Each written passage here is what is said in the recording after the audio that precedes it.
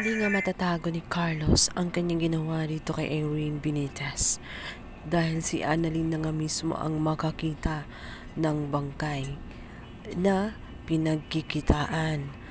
Sobrang karumal-dumal nga ang sinapit ng katawan nitong si Irene dahil bukod pala sa nauntog ito ay ginawa pang bugbugin nito ni Carlos nang sa ganun makasigurado na wala ng buhay at wala nang makakaalam sa sekreto niya kay Irene dahil alam niyang hindi niya ito titigilan lalo't may alas siya sapagkat hindi pa nga sila divorce. Ngunit ang mga tao sa paligid ni Irene ay hindi na rin mapalagay maging ang kanyang kaibigan na si Joyce ay patuloy siyang hinahanap.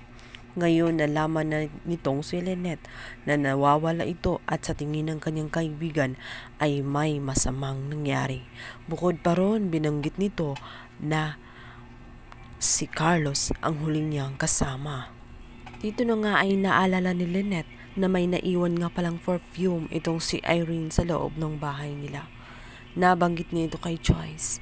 Sigurado siya na kay Irene yun.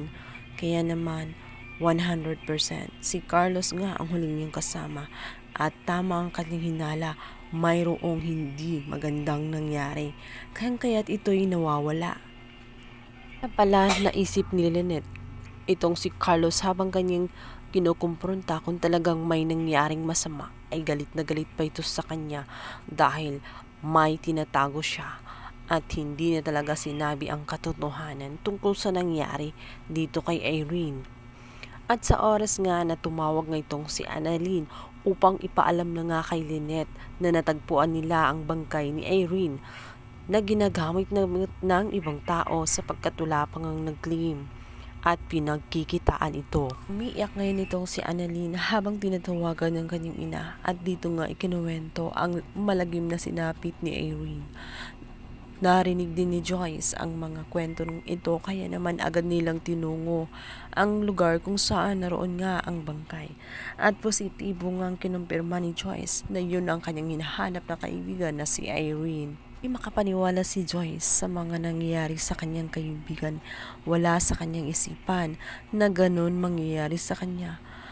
Naikwento rin dito kung paano ito natagpuan at ito nga ay sa tabi ng ilog kung saan nakabalot pa ito ng carpet.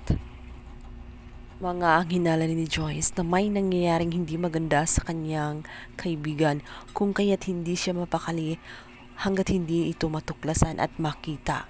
Dito, wala na nga siyang buhay at hindi siya makapaniwala.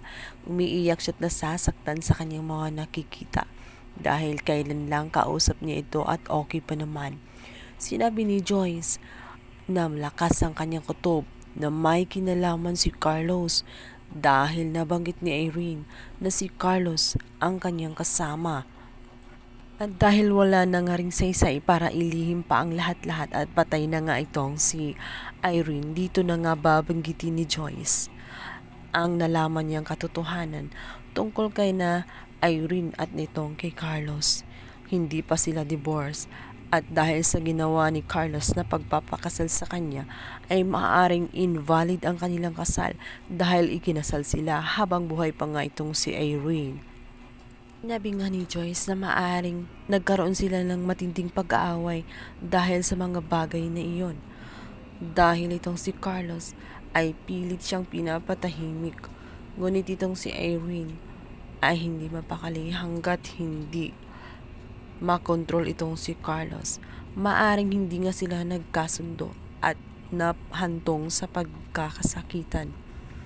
Nadya ni Carlos ang lahat-lahat dahil ayaw niyang malaman ang katotohanan na siya ay may dating asawa at hindi pa nga sila divorce, na siyang magiging dahilan kung bakit mawasak ang pagsasama ni Lynette at Carlos.